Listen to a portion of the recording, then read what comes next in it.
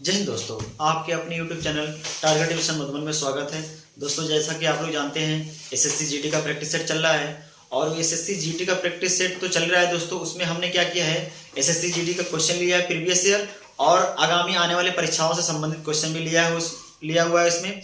और कहीं ना कहीं दोस्तों यह हर एक एग्जाम के लिए क्या होगा, बेनिफिशियल होगा। और आप लोग क्या करिए, कॉपी पेन लेके बैठिएगा और इसको नोट डाउन भी करिएगा, क्योंकि एक क्वेश्चन से हमें क्या करने हैं, 4 से 5 क्वेश्चन बताने हैं और आप लोगों को हर एग्जाम में ये इंपॉर्टेंट होगा क्वेश्चन, देखिएगा दोस्तों। ठीक है, तो आइए स्टार्ट करते हैं। Let's have a begin. ये देखिए दोस्तों, एसएससी जीडी 2023 के लिए है। ठीक, आइए पहला क्वेश्चन देखते हैं हम लोग और ये आपके स्क्रीन पे। ठीक, निम्नलिखित में से पहला प्रश्न देखते हैं हम लोग दोस्तों। पहला प्रश्न, निम्नलिखित में से किस ग्रह को पीला ग्रह कहा जाता है। ठीक है, और यह पेपर में आया है दोस्तों। ठीक है, तो किस ग्रह को पीला ग्रह कहा जाता है?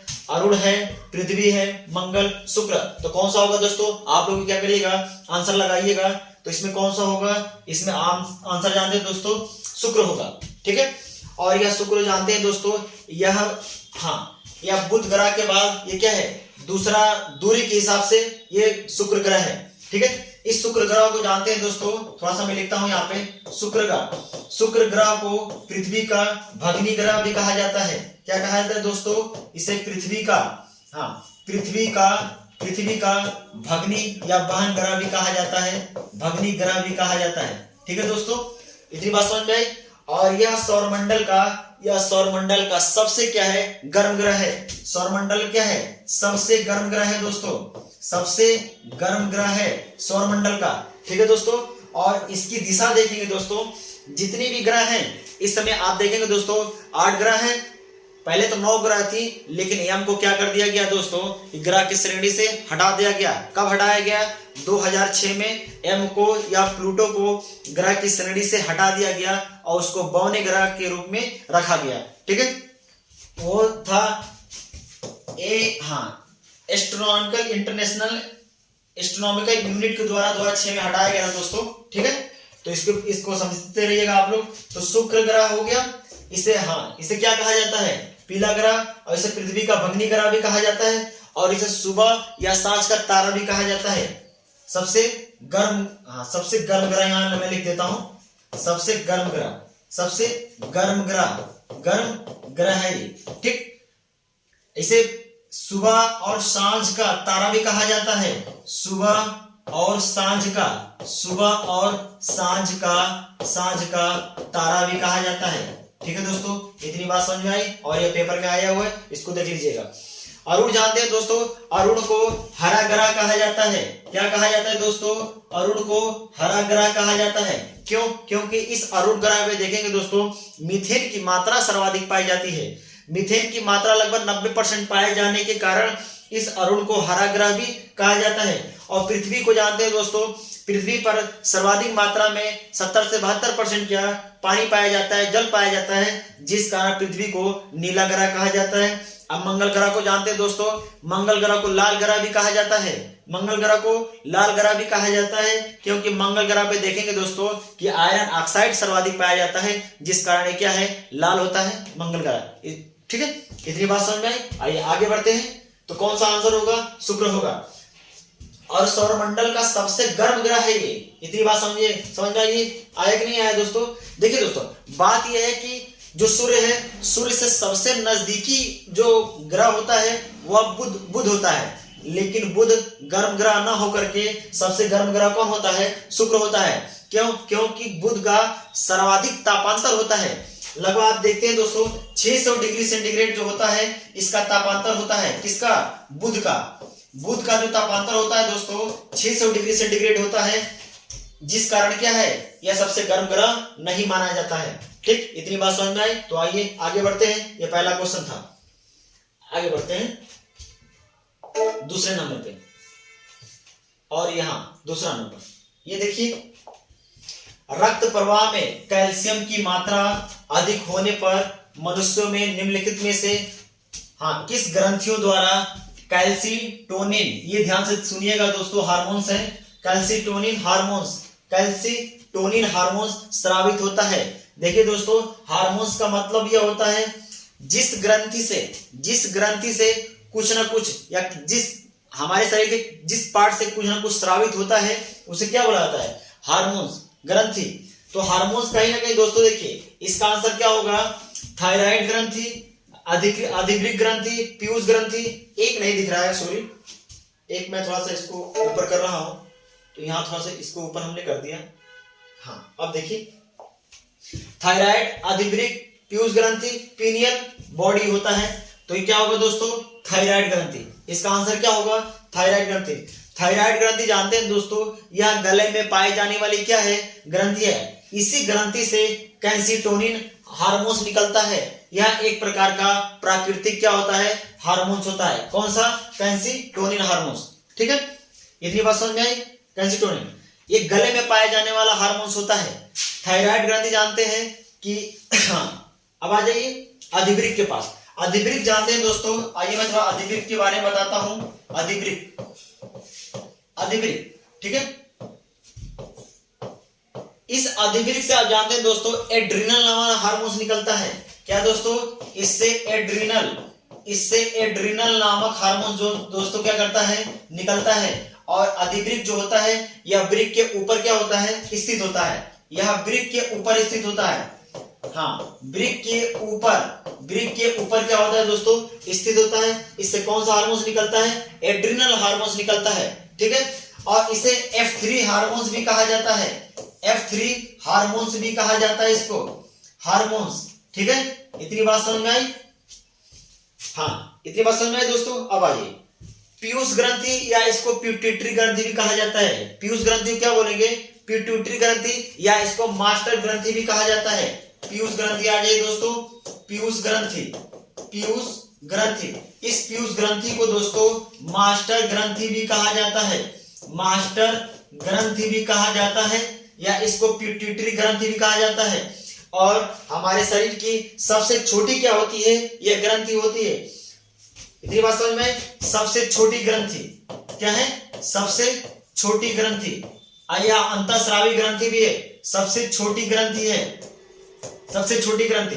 ठीक, इसे मास्टर ग्रंथि भी हो गया, या इसे पिट्यूटरी भी कहा जाता है। हाँ, यहां लिखता हूं, इसे पिट्यूटरी ग्रंथि भी कहते हैं। ठीक है दोस्तों, पिट्यूटरी ग्रंथि भी कहते हैं। इतनी बात समझ में आई? पीनियल बॉडी ये मस्तिष्क में पाया जाता है। पीयूष ग्रंथि भी, यह भी मस्तिष्क में देखने को मिलता है, हाइपोथैलेमस के पास, मस्तिष्क में। कहां पे दोस्तों? मस्तिष्क में देखने को मिलता है, मस्तिष्क में देखने को मिलता है। ठीक है, पीयूष ग्रंथि। और इसी पीयूष ग्रंथि से आप जानते हैं ऑक्सीटोसिन हार्मोन्स भी निकलता है। ठीक है, वह ऑक्सीटोसिन हार्मोन्स और हाँ, इतनी बात समझ में आई? ठीक, आगे आइए, आगे देखिए, 2 क्वेश्चन हो गए, तीसरा क्वेश्चन देखिए।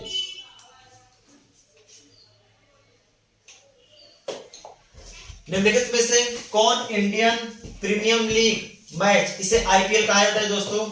आईपीएल ये पेपर में आया है।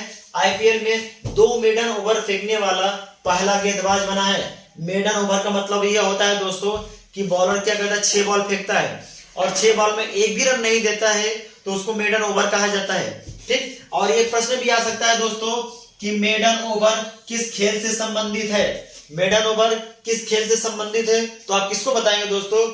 आप क्रिकेट बताएंगे। और इसमें देखिए, इसमें ऑप्शन में दिया है मोहम्मद सिराज, मोहित शर्मा भी है, इमरान ताहिर और सोहेल तनवीर। ये सोहेल तनवीर पाकिस्तान के दोस्तों, तो आईपीएल में खेलते नहीं है ये लोग। तो इसमें आंसर जो होगा दोस्तों मोहम्मद सिराज होगा। कौन सा दोस्तों?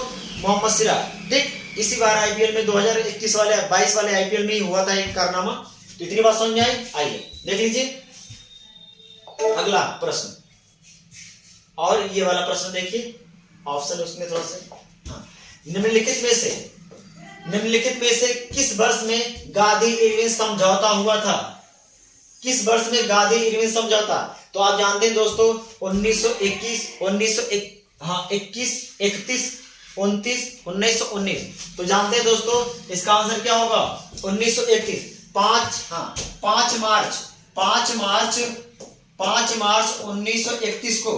5 मार्च 1931 को गांधी और वायसराय थे उस समय, वायसराय लॉर्ड इरविन, वायसराय कौन थे उस समय? Lord Irwin. इन्हीं दोनों के बीच में एक संधि हुई जिसे कहा जाता है क्या? गांधी इरविन समझौता। और इसे दिल्ली पैक्ट भी कहा जाता है। इसे क्या कहा जाता है? इसे दिल्ली पैक्ट के नाम से भी जाना जाता है, क्योंकि दिल्ली में समझौता हुआ था। इसे दिल्ली पैक्ट के नाम से भी जाना जाता है। क्या? दिल्ली पैक्ट के नाम से। इतनी बात समझ में आई दोस्तों? तो आइए आगे बढ़ते हैं। ठीक। हाँ, अब देखिए 1921 में दोस्तों, आप जानते हैं 1921 को महान विभाजन का वर्ष कहा जाता है।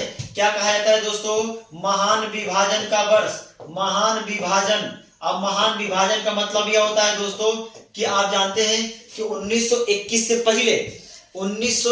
से पहले क्या हुआ था? कोई जनसंख्या वृद्धि नहीं हुई थी, लेकिन 19 के बाद जब जनगणना हुआ तो काफी ज्यादा मात्रा में देखा गया कि भारत में जनसंख्या क्या हुई है? बहुत ही भारी मात्रा में बढ़ी है। इसलिए 1921 को दोस्तों महान विभाजन का वर्ष घोषित किया गया। महान विभाजन का वर्ष घोषित किया गया और कई बार पेपर में आया है 1921। 1929 में देखिए दोस्तों, 1929 में आप जानते हैं 31 दिसंबर 1929 को लाहौर में, पाकिस्तान के लाहौर में कांग्रेस का अधिवेशन हुआ था, जिसका अध्यक्ष कौन थे? जवाहरलाल नेहरू। और उसी 1929 में लाहौर अधिवेशन में ही सबसे पहले पूर्ण स्वराज की मांग किया था। किसने? जवाहरलाल नेहरू ने। पूर्ण स्वराज की मांग हुआ था। पूर्ण स्वराज की मांग, ठीक है दोस्तों, पूर्ण स्वराज की मांग। इतनी बात समझ में आई? कब हुआ था? 1929। कहां पे अधिवेशन हुआ था? लाहौर में। कब हुआ था? 31 दिसंबर 1929 को। इसके अध्यक्ष कौन थे दोस्तों? जवाहरलाल नेहरू। और उसी जवाहरलाल नेहरू ने उस समय पूर्ण स्वराज का क्या किया था? डिमांड किया था, मांग किया था। और देखिए 1919 में आप जानते हैं दोस्तों, 13 अप्रैल 1919 में जलियांवाला बाग हत्याकांड हुआ था, बैसाखी के दिन। कब? 13 अप्रैल 1919 को पंजाब के अमृतसर, आप जानते हैं अमृतसर के बगल, अमृतसर में ही स्वर्ण मंदिर है, और उसी स्वर्ण मंदिर के बगल में आप देखेंगे एक बगीचा है। उसी बगीचे में आप एक काला कानून आया था, काला कानून, ठीक है। उस काला कानून के विरोध में बहुत सारे लोगों ने उस बगीचे में क्या किए थे? इकट्ठा हुए थे। और जनरल डायर ने क्या किया दोस्तों? अंधाधुंध क्या कर दिया? गोली चलाना स्टार्ट कर दिया, जिसे जलियांवाला बाग हत्याकांड कहा जाता है। और इसी जलियांवाला बाग हत्याकांड जब हुआ था तो रविंद्रनाथ टैगोर ने नाइटहुड की उपाधि क्या कह दिया दोस्तों? त्याग दिया था। अंग्रेजों के द्वारा जो दिया गया था नाइटहुड की उपाधि, उसको क्या कर दिया उन्होंने? वापस कर दिया, त्याग दिया। तो इतनी बात समझ में आई दोस्तों? तो आइए आगे बढ़ते हैं। अगला प्रश्न, अगला देखिए, भारत में पहली बार जनगणना कब हुई थी? तो आप जानते हैं दोस्तों, भारत में जो पहली बार जनगणना हुई थी वह लॉर्ड मेयो के शासनकाल में, लॉर्ड मेयो के शासनकाल में। आप जानते हैं दोस्तों, लॉर्ड मेयो का जो शासनकाल था 1872। 1872 तो ऑप्शन में होगा ही, आंसर क्या होगा? 1872। देखिए लॉर्ड मेयो के शासनकाल में, या मात्र 3 साल के शासनकाल में दोस्तों, लॉर्ड मेयो ने पूरी भारत का क्या कर लिया था? पूरी भारत का भ्रमण कर लिया था, ठीक है।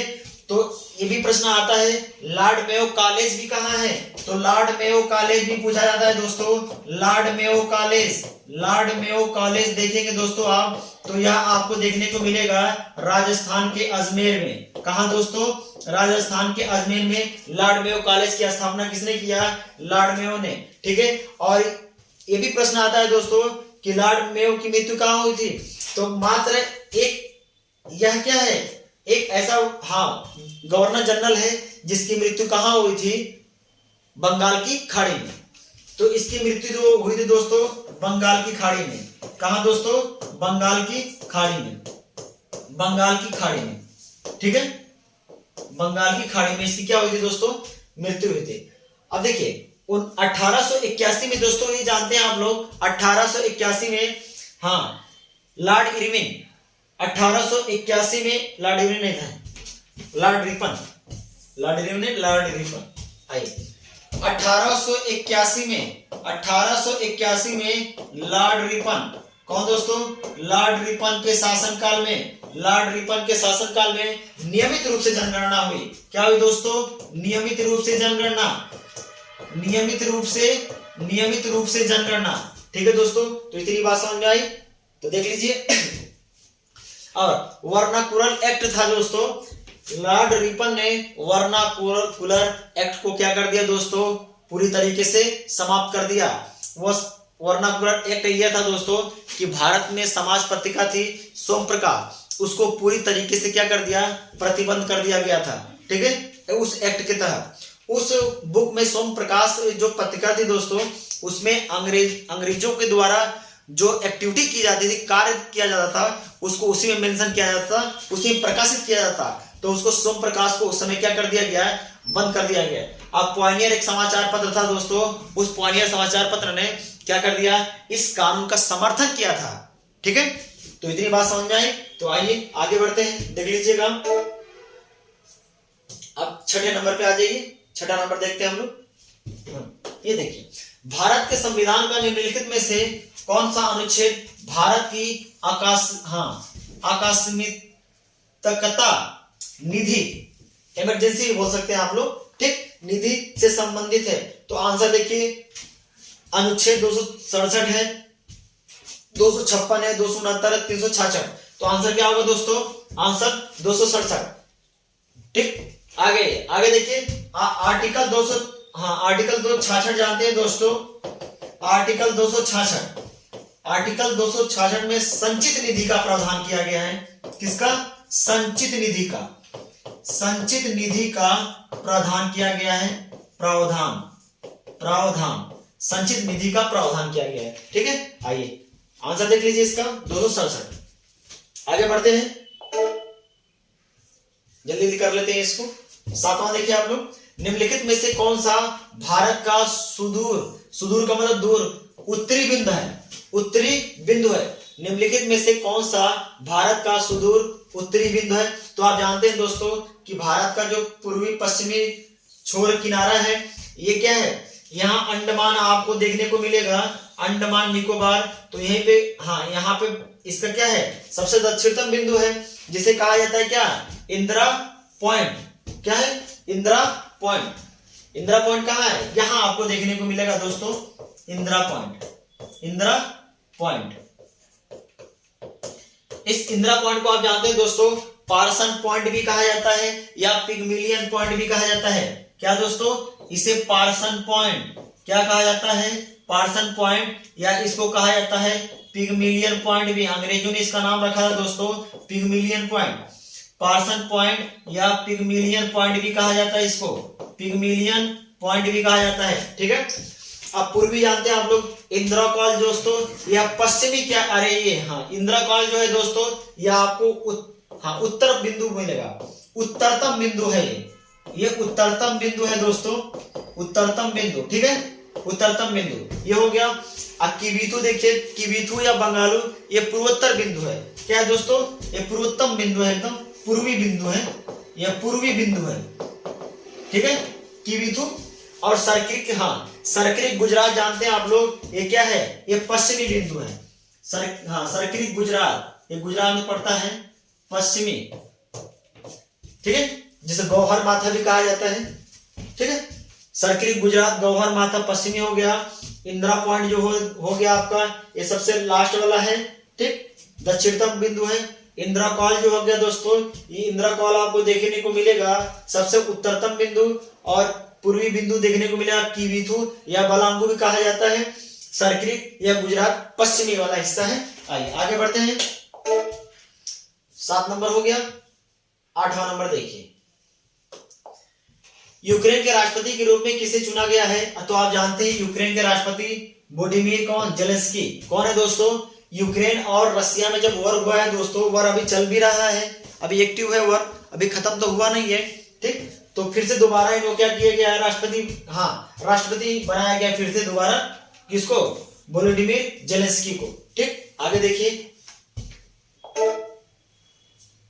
9 नंबर, यहां से 9 नंबर देखिए दोस्तों, हाल ही में श्रीलंका के राष्ट्रपति गोटाबाय राजपक्षे ने इस्तीफा दे दिया। श्रीलंका की राजधानी क्या है? देखिए गोटाबाय पक्षे अभी रिसेंटली क्या हुए हैं, राष्ट्रपति से इस्तीफा दिए क्योंकि क्राइसिस बहुत ज्यादा हो गया था। राष्ट्रपति यहाँ पे आप जानते हैं श्रीलंका में क्राइसिस बहुत ज्यादा हो गया था, जिस कारण राष्ट्रपति को यहाँ पे इस्तीफा देना पड़ा। तो इसकी राजधानी क्या है? श्री जयवर्धनेपुरा कुट्टे। श्री जयवर्धनेपुरा कुट्टे इसकी क्या है दोस्तों? राजधानी है। मनीला जानते हैं दोस्तों, फिलीपींस की राजधानी है। फिलीपींस की राजधानी क्या है दोस्तों? मनीला है। ठीक। जकार्ता किसकी राजधानी है दोस्तों? इंडोनेशिया की राजधानी है। क्या है दोस्तों? इंडोनेशिया की राजधानी क्या है दोस्तों? जकार्ता। त्रिकोमाले ये भी जानते हैं दोस्तों, श्रीलंका में क्या है? एक छोटा सा द्वीप है श्रीलंका में, आपको देखने को मिलेगा। ठीक। त्रिकोमाले श्रीलंका में पड़ता है। इतनी बात समझ में आई? आइए आगे बढ़ते हैं 10 नंबर पर। सरहुल, ये बहुत बार आया है पेपर में। सरहुल फेस्टिवल किस राज्य में मनाया जाता है?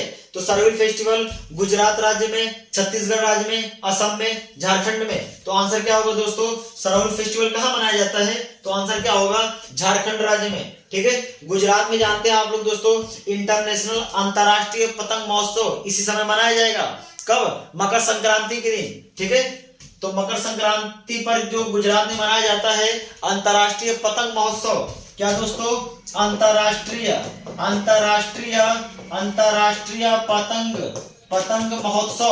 पतंग महोत्सव कहाँ मनाया जाता है दोस्तों? गुजरात में। अंतरराष्ट्रीय पतंग महोत्सव मकर संक्रांति पर। ठीक है। महोत्सव। ठीक। ये हो गया गुजरात। छत्तीसगढ़ में जानते हैं दोस्तों, छत्तीसगढ़ में आपको देखने को मिलेगा छत्तीसगढ़ में महोत्सव तो कोई है नहीं ज्यादा। ठीक है। यहाँ पे चावल महोत्सव भी मनाया जाता है छत्तीसगढ़ में। कौन सा महोत्सव दोस्तों? चावल महोत्सव मनाया जाता है। यहाँ पे चावल महोत्सव मनाया जाता है। और यहाँ पे आप देखेंगे दीपावली भी है, होली भी मनाई जाती है। दीपावली भी मनाई जाती है दोस्तों। ठीक है। दीपावली भी मनाई जाती है, होली भी यही भी मनाई जाती है, होली भी मनाई जाती है। ठीक। असम में देखिए दोस्तों, असम में आपको हमेशा पूछा जाता है, असम में दोस्तों बिहू मनाया जाता है। ठीक है। अंबुबाची मेला यहाँ लगता है, अंबुबाची। ठीक है। अंबुबाची मेला। और जोनबिल फेस्टिवल यही मनाया जाता है। कौन दोस्तों? जोनबिल फेस्टिवल।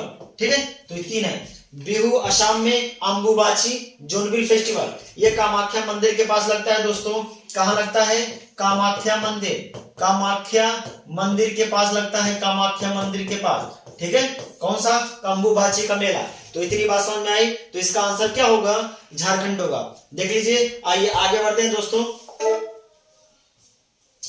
प्लीज दोस्तों आप लोग सब्सक्राइब करिए, चैनल सब्सक्राइब नहीं किए तो शेयर भी करिए, क्योंकि एफर्ट लग रहा है इसमें, आप लोगों के लिए हो रहा है सब चीजें। निम्नलिखित में से किस अक्रिय गैस का उपयोग पार्टी के गुब्बारों को फुलाने के लिए किया जाता है? गुब्बारा फुलाने के लिए दोस्तों हल्की गैस चाहिए, एकदम हल्की गैस। तो आप जानते हैं हाइड्रोजन और हीलियम सबसे हल्की गैसें मानी जाती है। तो इसमें हाइड्रोजन तो कोई है नहीं, तो आप जानते हैं दोस्तों कौन सा होगा? Helium gas. कौन सा है? इसको लिखने का तरीका इस तरीके से 2He4। तो क्या होगा दोस्तों? Answer helium. कौन सा होगा दोस्तों? Answer helium. ये सबसे हल्की गैस मानी जाती है और इसी को गुब्बारा में भरा जाता है। और ऑक्सीजन जानते हैं दोस्तों, वायुमंडल में ऑक्सीजन 21% पाया जाता है। ठीक है। ऑक्सीजन। आर्गन जानते हैं दोस्तों, या आर्गन या मात्र एक ऐसा क्या है? मात्र एक ऐसा या अक्रिय गैस। ये अक्रिय गैस है दोस्तों। क्या है दोस्तों? अक्रिय गैस, या इसको नोबल गैस भी कहा जाता है। अक्रिय गैस या इसको नोबेल गैस भी कहा जाता है। क्या कहा जाता है? नोबेल गैस भी कहा जाता है। और यह वायुमंडल में आपको देखने को मिलेगा 0.09%। कितना दोस्तों? 0.09% आपको देखने को मिलेगा। कौन? आर्गन। ठीक है। यह वायुमंडल में पाया जाने वाला एकमात्र अक्रिय गैस है जिसे नोबेल गैस कहा जाता है। आगे आइए 12 नंबर। 12 नंबर देखिए, 2000 रुपए के नोट के पीछे किसका पीछे की तरफ क्या छपा हुआ है? तो ये तो आप जानते हैं दोस्तों, 2000 के नोट के पीछे आप जानते हैं मंगलयान है। ठीक है दोस्तों, मंगलयान। इतनी बात समझ में आई? देख लीजिए, ये तो आसान क्वेश्चन है। आइए अगला प्रश्न देखते हैं। 13 नंबर देखते हैं दोस्तों। देखिए, बुद्ध ने अपना, हाँ गौतम बुद्ध ने अपना पहला उपदेश कहाँ पे दिया था? पहला उपदेश कहाँ दिया था दोस्तों? तो राजगीर, सांची, कपिलवस्तु, सारनाथ। तो आप जानते हैं दोस्तों बुद्ध ने सबसे पहले अपना जो उपदेश दिया था, पहला उपदेश, वो कहाँ था? सारनाथ। इन्होंने 5 बौद्ध भिक्षुओं को क्या किया था? अपने 5 शिष्यों को पहली बार एक साथ क्या किया था इन्होंने? हाँ, उपदेश दिया था, जिसे कहा जाता है धर्म चक्र प्रवर्तन। जिसे कहा जाता है दोस्तों धर्म चक्र प्रवर्तन कहा जाता है। धर्म चक्र प्रवर्तन कहा जाता है, ठीक है, प्रवर्तन, धर्म चक्र प्रवर्तन, उपदेश देना, ठीक। इतनी बात समझ में आई? सारनाथ। अब देखिए राजगीर जानते हैं दोस्तों, ये नालंदा जिले के पास पड़ता है राजगीर, ठीक। सांची जानते हैं आपने दोस्तों, ये सांची जो है ये आपको देखने को मिलेगा मध्य प्रदेश में। सांची स्फूर्त आप जानते हैं दोस्तों, कई बार पूछा हुआ है। सांची स्फूर्त, सांची स्फूर्त कई बार पूछा हुआ है। यह सांची स्फूर्त आपको एमपी मध्य प्रदेश में देखने को मिलेगा, रायसीना जिले के पास, ठीक है। इसका निर्माण जो कराया था दोस्तों, यह हाँ बौद्ध धर्म से संबंधित जो थे अशोक थे। क्या थे दोस्तों? बौद्ध धर्म से संबंधित शासक थे, जो राजा थे, शासक अशोक ने कराया था। अशोक शासक कौन थे दोस्तों? अशोक। सांची का स्फूर्त पूछा जाता है कि सांची का स्फूर्त किसने निर्माण कराया था? तो आंसर क्या होगा दोस्तों? अशोक, ठीक है। अशोक किस धर्म से संबंधित है तो पूछा जाता है, तो कौन किस धर्म से होंगे दोस्तों? बौद्ध धर्म से संबंधित होंगे। इतनी बात समझ में आई दोस्तों? तो चलिए आगे बढ़ते हैं। कपिलवस्तु आप जानते हैं दोस्तों, कपिलवस्तु नेपाल के साइड में है, नेपाल यूपी में पड़ता है लेकिन नेपाल से पहले, ठीक। आगे अगला देखिए 14 नंबर प्रश्न। राष्ट्रीय वनस्पति अनुसंधान संस्थान कहाँ है? राष्ट्रीय वनस्पति अनुसंधान संस्थान कहाँ स्थित है? देहरादून, कोच्चि, लखनऊ, गुवाहाटी। तो आप जानते हैं दोस्तों इसका आंसर क्या होगा? वनस्पति आ गया तो क्या होगा? इसका आंसर लखनऊ होगा, ठीक है। आप जानते हैं दोस्तों राष्ट्रीय वनस्पति और राष्ट्रीय गन्ना अनुसंधान, राष्ट्रीय गन्ना अनुसंधान, ठीक है। राष्ट्रीय गन्ना अनुसंधान जो है यह भी आपको देखने को मिलेगा दोस्तों यूपी में आपको देखने, लखनऊ में। कहां पे? लखनऊ में यह भी है। राष्ट्रीय गन्ना अनुसंधान कहाँ है? यूपी में है। देहरादून में जानते हैं दोस्तों राष्ट्रीय वन अनुसंधान है। देहरादून में क्या है? राष्ट्रीय वन अनुसंधान। राष्ट्रीय, ये पूछा हुआ है, राष्ट्रीय वन अनुसंधान कहाँ है दोस्तों? राष्ट्रीय वन अनुसंधान यह आपको देखने को मिलेगा देहरादून में, ठीक है।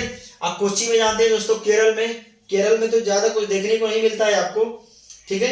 यहाँ पे आपको देखने को मिलेगा हाँ गुवाहाटी में देखिए राष्ट्रीय हिंदी संस्थान, हाँ राष्ट्रीय आपको देखने को मिलेगा राष्ट्रीय हिंदी संस्थान, ठीक है। राष्ट्रीय हिंदी संस्थान कहाँ है दोस्तों? गुवाहाटी में, ठीक है। इतनी बात समझ में आई? तो आइए आगे बढ़ते हैं। देख लीजिए राष्ट्रीय गन्ना, राष्ट्रीय वनस्पति अनुसंधान लखनऊ में और राष्ट्रीय वन अनुसंधान देहरादून में, राष्ट्रीय हिंदी संस्थान गुवाहाटी असम में। आइए आगे बढ़ते हैं। आगे देखिए 15 नंबर, ठीक है। 15 नंबर देखिए दोस्तों, आईपीएल 2022 का विजेता कौन था? आईपीएल 2022 का विजेता जानते हैं दोस्तों? फाइनल में कौन पहुंचा था दोस्तों? Gujarat Titans, Gujarat versus Rajasthan royal, ठीक है। राजस्थान रॉयल कौन पहुंचा दोस्तों? राजस्थान रॉयल।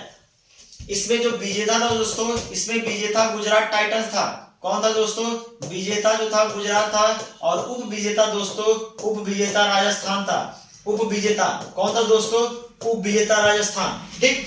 इसमें पूछा जाता है दोस्तों कि कितने नंबर का संस्करण था, ये कितने नंबर का हुआ था? तो 2022 वाला दोस्तों आप जानते हैं ये 15वां संस्करण था, 15वां सीजन था। ये कितने सीजन था दोस्तों? 15 नंबर का ये सीजन था, संस्करण था, ठीक। अब 2023 वाला जो होगा दोस्तों वह 16वें नंबर का होगा। 2023 वाला दोस्तों 16वां संस्करण होगा। कितने नंबर का दोस्तों? 16वां संस्करण होगा। इसमें पूछा जाता है दोस्तों कि पर्पल कैप, इसमें पूछा जाता है कि पर्पल कैप किसने पाया? Purple cap. और पूछा जाता है ऑरेंज कैप किसने पाया? ठीक है दोस्तों, ऑरेंज कैप और पर्पल कैप पूछा जाता है। Purple cap. तो पर्पल कैप जानते हैं दोस्तों, ये बैट्समैन को दिया जाता है जो सबसे ज्यादा रन बनाता है आईपीएल में। तो पर्पल कैप आप जानते हैं एक खिलाड़ी है जोस बटलर। कौन है दोस्तों? जोस बटलर है, और यह इंग्लैंड का है। कहां का है दोस्तों? यह इंग्लैंड का है, इंग्लैंड का, ठीक, इंग्लैंड का है दोस्तों। इसमें कैप्टन है जोस बटलर, ठीक। और ऑरेंज कैप दोस्तों आप जानते हैं जो सबसे ज्यादा विकेट लेता है, या विकेट के लिए दिया जाता है दोस्तों, जो सबसे ज्यादा विकेट लेता है और सबसे ज्यादा रन बनाता है दोस्तों, उसके लिए दिया जाता है, ठीक, पर्पल कैप। तो ऑरेंज कैप जानते हैं दोस्तों, इस बार 2022 का जो आईपीएल हुआ उसमें सबसे ज्यादा जो विकेट लिया था वह, हाँ, युजवेंद्र चहल इंडिया के हैं, युजवेंद्र चहल, युजवेंद्र चहल, यहां मैं लिख देता हूं, युजवेंद्र चहल, ये इंडिया के हैं, चहल, युजवेंद्र चहल। इतनी बात समझ आई दोस्तों? तो इसको नोट डाउन कर लीजिएगा आप लोग, ठीक। तो गुजरात जीता था, राजस्थान आज हारा था, ठीक। इसमें रनअप, हाँ, पर्पल कैप किसने पाया? Jos Buttler. ऑरेंज कैप किसने पाया? विकेट पे होता है युजवेंद्र चहल। और 15वां संस्करण था, ये सीजन था, और 2023 में कौन सा होगा? 16वां संस्करण होगा। आइए आगे बढ़ते हैं, 16 नंबर देखते हैं हम लोग दोस्तों, और ये एक शानदार प्रश्न है। 16 नंबर देखिए, विश्व खुशहाली सूचकांक 2022 के अनुसार भारत कौन से स्थान पर है? तो विश्व खुशहाली, ये क्या है दोस्तों? खुशहाली हैप्पीनेस सूचकांक निकाला जाता है हर साल दोस्तों। हैप्पीनेस सूचकांक निकलता है, इंडेक्स निकलता है। तो इसमें कितना, हाँ, भारत कितने नंबर पे आता है दोस्तों? 136 पे आया है, 110, 130, 140। तो इसका आंसर क्या होगा दोस्तों? 136। क्योंकि जानते हैं दोस्तों, इस बार जो टोटल देश थे 146 देशों में, 146 देशों में दोस्तों आप जानते हैं प्रथम जो है दोस्तों, ये नॉर्वे प्रथम आया है। कौन आया है दोस्तों? प्रथम जो आया है नॉर्वे, यह लगातार 5वीं बार आया है। कब आया दोस्तों? लगातार 5वीं बार नॉर्वे जो है दोस्तों, यह विश्व हैप्पीनेस यानी खुशहाली सूचकांक पे आया है। भारत जो है इस साल, भारत जो है दोस्तों, भारत 146 में से 136 पे आया है इस बार दोस्तों, 136 नंबर पे आया है खुशहाली सूचकांक में। इतनी बात समझ में आई? और ये सूचकांक दोस्तों पूछा जाता है, अक्सर बार बार पूछा जाता है, ठीक है। तो आइए आगे बढ़ते हैं, 16 नंबर हो गया, 17 नंबर देखते हैं हम लोग। और यहाँ आइए देखिए, अगस्त 2022 में उत्तराखंड के ब्रांड एम्बेसडर कौन थे? ऋषभ पंत, उर्वशी रौटेला, आमिर खान, श्रेया घोषाल। तो आप जानते हैं दोस्तों, उत्तराखंड और ऋषभ पंत उत्तराखंड देहरादून से ही संबंधित है। तो कौन सा होगा आंसर इसमें?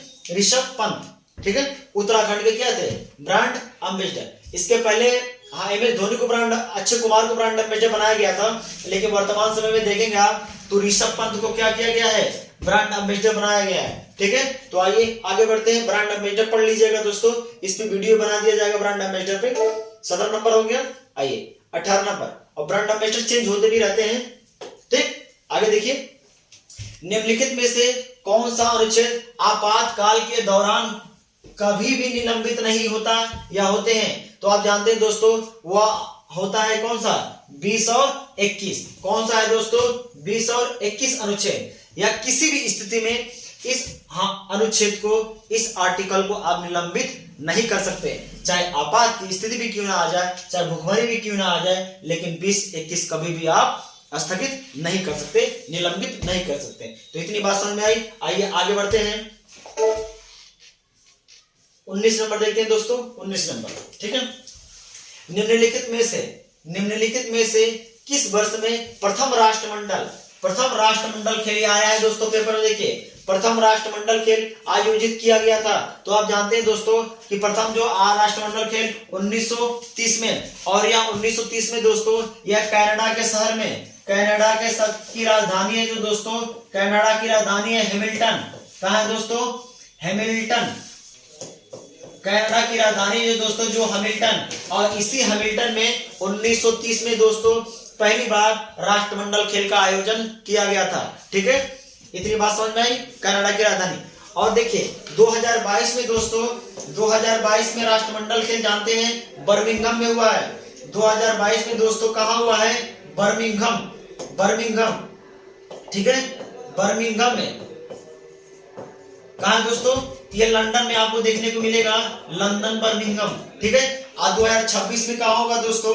2026 में देखिएगा, 2026 में ऑस्ट्रेलिया में एक राज्य है विक्टोरिया, विक्टोरिया में होगा, जो कि ऑस्ट्रेलिया में विक्टोरिया कहाँ है दोस्तों? विक्टोरिया, विक्टोरिया राज्य या ऑस्ट्रेलिया महाद्वीप में, ऑस्ट्रेलिया देश में पड़ता है दोस्तों। कहाँ होगा? ऑस्ट्रेलिया में। इतनी बात समझ में आई? ठीक। अब भारत ने सिर्फ एक बार दोस्तों राष्ट्रमंडल का क्या किया है? हाँ, राष्ट्रमंडल का होस्ट किया है, वह 2010 में। भारत ने सिर्फ एक बार 2010 में भारत ने क्या किया है जी? होस्ट किया था। भारत ने क्या किया था? मेजबान किया था, होस्ट किया था। ठीक है, इतनी बात समझ में आई? ठीक। और ये भी प्रश्न आता है दोस्तों कि 2022 के बर्मिंघम राष्ट्रमंडल खेल में भारत ने कितना पदक जीता है? तो आप जानते हैं दोस्तों, भारत जो है 61 पदक जीता था। ठीक है, और यह कितने नंबर पे रहा? तो ये चौथे नंबर पे रहा। कितने नंबर पे रहा दोस्तों? चौथे नंबर पे रहा। ठीक है, और इस 61 पदक में आप जानते हैं 22 क्या था? 22 जो है दोस्तों 22 गोल्ड था। क्या था दोस्तों? 22 गोल्ड मेडल था। ठीक, और 16 जो था दोस्तों सिल्वर था। 16 क्या था दोस्तों? सिल्वर। यहां मैं लिखता हूं 16 जो दोस्तों वह सिल्वर था। ठीक है, और बचा कितना? 61 हो गया, 23 बचा ना दोस्तों, 23 बचा। 6 3 9 2 11 2 3 2 4 5 6 23 बचा। और 23 जो था दोस्तों मेडल था वह क्या था? ब्रॉन्ज था। क्या था? ब्रॉन्ज। इतनी बात समझ में आई? तो गोल्ड को सोना कहा जाता है, रजत कहा जाता है, कांस्य पदक कहा जाता है। तो टोटल कितना पदक जीता था दोस्तों? 61 पदक। कितने नंबर पे था? चौथे नंबर पे। 22 गोल्ड था, 16 सिल्वर था, और ब्रॉन्ज कितना था दोस्तों? 23। इसको स्क्रीनशॉट ले लीजिए, और अक्सर पेपर में पूछा जाता है। तो आइए आगे बढ़ते हैं। और अगला प्रश्न ये, जलवायु पर संयुक्त राष्ट्र की 27वीं वार्षिक बैठक, जिसे कोप 27 कहा जाता है, कोप 27, इसे हाँ पार्टियों का सम्मेलन 6 से 18 नवंबर तक निम्नलिखित में से किस देश में आयोजित हुआ है? तो कोप जानते हैं दोस्तों, कोप का जो फुल फॉर्म होता है कॉन्फ्रेंस ऑफ पार्टीज। क्या होता है दोस्तों? कॉन्फ्रेंस ऑफ पार्टीज होता है। कॉन्फ्रेंस ऑफ पार्टीज क्या होता है दोस्तों? Conference of parties. यह क्या करता है दोस्तों? यह पूरे विश्व में जलवायु परिवर्तन और ग्लोबल वार्मिंग को रोकने के लिए, जलवायु परिवर्तन और ग्लोबल वार्मिंग को रोकने के लिए ये क्या करता है? हर साल एक कॉन्फ्रेंस करता है, एक सम्मेलन करता है, जिसे कहा जाता है क्या? COP। कब हुआ है दोस्तों? ये कहाँ हुआ है? 2022 का। तो फ्रांस, ब्राजील, इंडोनेशिया, मिस्र। तो आंसर क्या होगा दोस्तों? मिस्र, शर्म अल शेख में। मिस्र में एक जगह है दोस्तों शर्म अल शेख। शर्म अल शेख क्या है दोस्तों? शर्म अल शेख। इस शर्म अल शेख कहाँ पे? मिस्र। और मिस्र को जानते हैं दोस्तों नील नदी का वरदान भी कहा जाता है मिस्र को। ठीक है, और मिस्र में नील नदी भी बहती है। इतनी बात समझ में आई? और मिस्र में एक जगह है गीजा, और गीजा का पिरामिड भी विश्व में क्या है? प्रसिद्ध है, मिस्र देश में है। तो शर्म अल शेख कहां पे हुआ है? और देखिए अगली बार जो होगा दोस्तों, जो अगली बार कोप 28 होगा, कोप जो 28 होगा दोस्तों, ये एग्जाम में आ सकता है। यह आपको देखने को मिलेगा अबू धाबी के, हाँ यूएई के शहर अबू धाबी में। यूएई ये आपको देखने को, दुबई या अबू धाबी, ये दुबई में देखने को मिलेगा। ठीक है दोस्तों, दुबई, यूएई के दुबई में। इतनी बात समझ में आई दोस्तों? तो इसकी स्क्रीनशॉट ले लीजिए। और यह क्या हुआ? 20 नंबर, हाँ 20 क्वेश्चन कंप्लीट हुए। आई होप सो दोस्तों कि यह सेशन आपको अच्छा लगा होगा।